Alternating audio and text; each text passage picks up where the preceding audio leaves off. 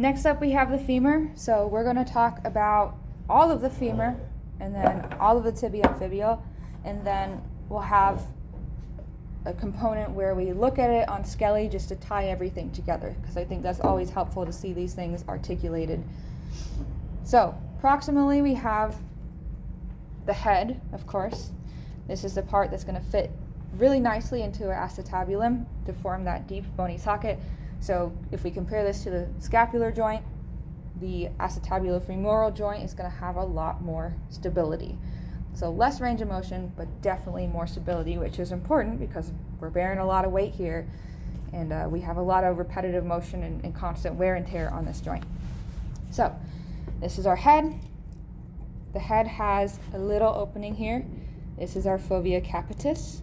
So there's actually a ligament that attaches here to help attach the femur to the acetabulum, but you don't need to know that. Neck. So this is the neck of the femur. Whenever we have a head, we're going to have a narrowing, and this is the neck. We also have some trochanters. So this term is unique to the femur. We have a greater trochanter and a lesser trochanter. So lesser is best seen from this view. So this is an anterior view of the femur. This bump here is going to be our lesser trochanter. If we rotate slightly, we can see the greater trochanter, but that is going to be more visible from the posterior view when we flip things around in a couple minutes. Between the two, we're going to have an intertrochanteric line. So that, again, is going to have a counterpart posteriorly. So sometimes this is visible on your models, sometimes we just have to use our imagination. So I'm not going to ask it to you on a lab exam, but basically there is a line here, typically connecting the lesser and the greater trochanter. So it's not super visible here, so I can't point this out on a lab exam. Just logistics.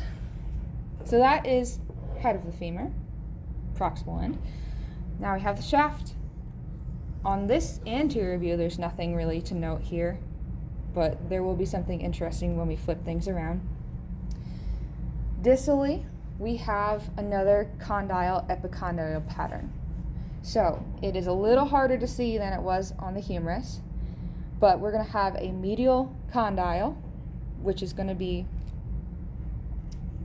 most inferior. So medial condyle, lateral condyle, and then they blend into the lateral epicondyle. So it is just a hard distinction to make, but this part down here inferiorly is condyle. Then if we move up just slightly, this little bump is going to be our lateral epicondyle. Same thing medially.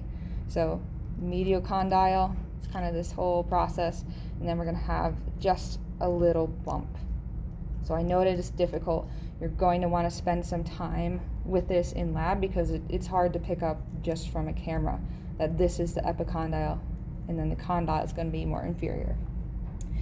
We have an additional little bump medially. We're going to have the adductor tubercle. So look carefully. This little patch here is our medial epicondyle. This is our adductor tubercle. So maybe it's better seen from this view. I have my finger on it now. So it's super subtle, right? I'm probably not going to ask you that on a lab exam because it is super subtle. These are actually better identified by their muscle attachments, so we can see that some of the adductors are attaching here versus different muscles that are going to attach to our epicondyles and things like that. But just want to point that out. These are very easily confused. So I would focus more on condyle versus epicondyle. Don't worry so much about adductor tubercle because I do understand it's difficult. Okay, let's flip this around posteriorly. So we still have the head, we still have the neck, we still have lesser tubercle or trochanter, but now we have a really nice view of our greater trochanter. So let's zoom in here. I rotated laterally just a little bit. So in addition to the greater trochanter, we have a more prominent crest here. So this line is our intertrochanteric crest. It's between the lesser and the greater trochanters.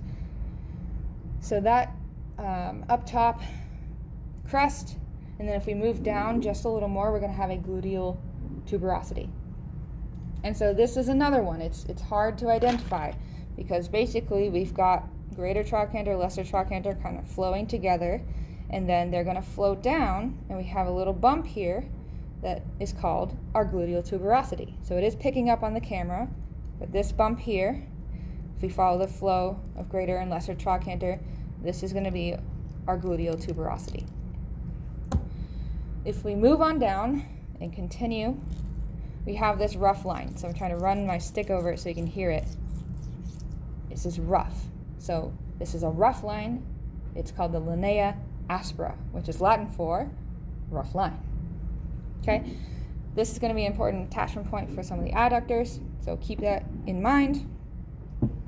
And then we have the distal femur. So there are a couple new things that we can see here that we couldn't view before. The main one is this intercondylar fossa. So a fossa, again, is a depression. This is between our condyles. So we do have a nice view of the medial condyle, lateral condyle. This is our intercondylar fossa. All right, so I didn't grab a patella because it's not worth pulling because it's not going to be on the lab exam, but it is helpful to look at a view. So let's go around to Skelly here. So this has an articulated patella, and there is a patellar surface on the femur, which is where these two bones would be articulating within their joint capsules. So from this view, we can see a little better on the real bones. We have our condyle inferiorly, and then we have our epicondyle. So this is our left femur, so this is going to be our lateral epicondyle. If we rotate, let's use the right one actually, we'll have a better view here. So right, to orient ourselves, this is going to be medial. So we have medial condyle more inferiorly. We're going to have medial epicondyle, and then we're going to have our adductor tubercle.